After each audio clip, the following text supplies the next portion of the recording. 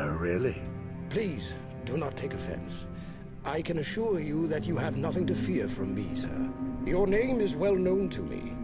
Of all the brave knights of Robert's Rebellion who live on in memory, you are undoubtedly one of my favorites. One of 2 heroes of the Battle of Stag's Mount. At the time, some said that on a battlefield, you were worth 10 men. Time often twists the truth. A stream becomes a flooded river. A cottage becomes a castle. It's true. But tales of you are not that far from the truth, according to my men. I don't see where you are going with this. Well, please, excuse this crude question. But how could someone of your stature end up at the wall?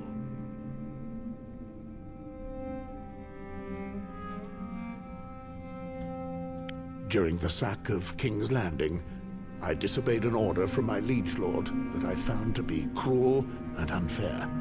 Let me guess. He asked you to kill women and children. Exactly.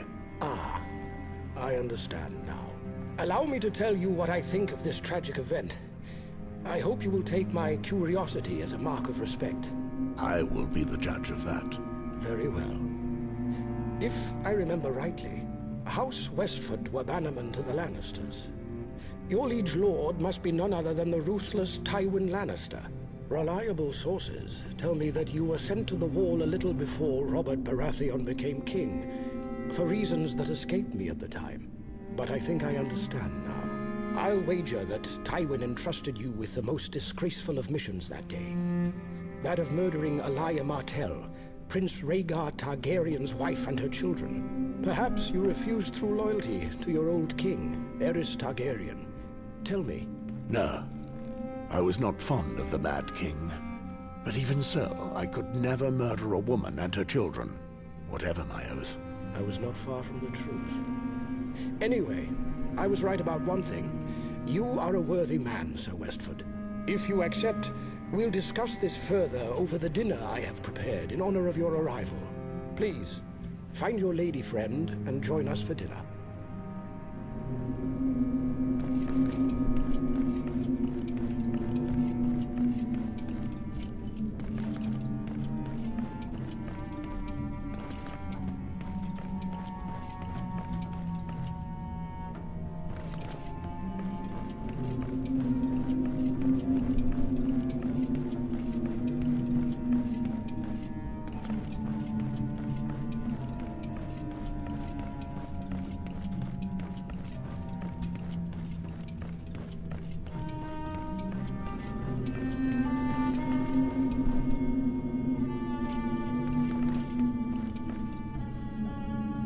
I'm happy you're here, Mors. What happened? The Maester confirmed that nothing serious will happen as long as I take some rest. Good. This Lord Halton, he seems friendly enough, but he appears to know a lot about us. Too much for my liking. Do you think you'll be able to leave this place anytime soon? I think it better that I stay here a little while longer. You must excuse me, Mors. I know you are worried, but I'm in no condition to travel right now. Not in this state. It's not a problem. Let's try to make the most of it and get your strength back. Well, we are expected at dinner. Do you feel you can make it? Yes. I still have things to do. I'll come. Very well. Are you ready to eat?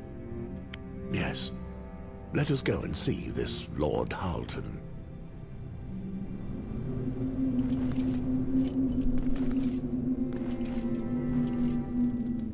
I am counting on you to help your friend get some rest. It is best not to take any needless risks. I have seen enough young women lose a child to know that we can be sure of nothing until the child is born. I understand. I will take care. Thank you for your care, Maester Martin.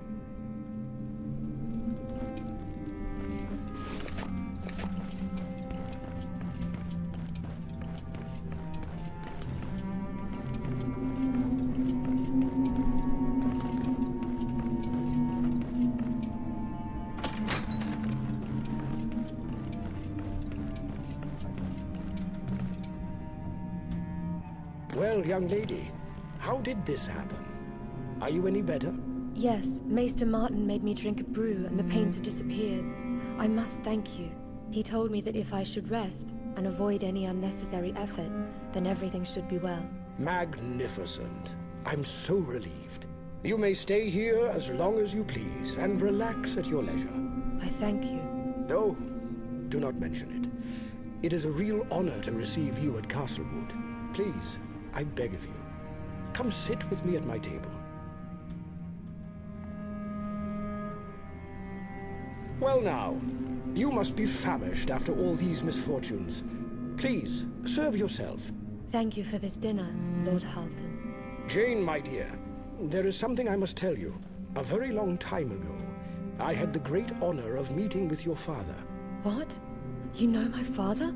Your magnificent silver hair does not allow you to hide your origins, my lady. It compels us to admire that you are a direct and noble descendant of Valeria. Tell me, could anything be more esteemed than massacring, raping, and burning people? Well, that's exactly what my father did to my mother, as well as so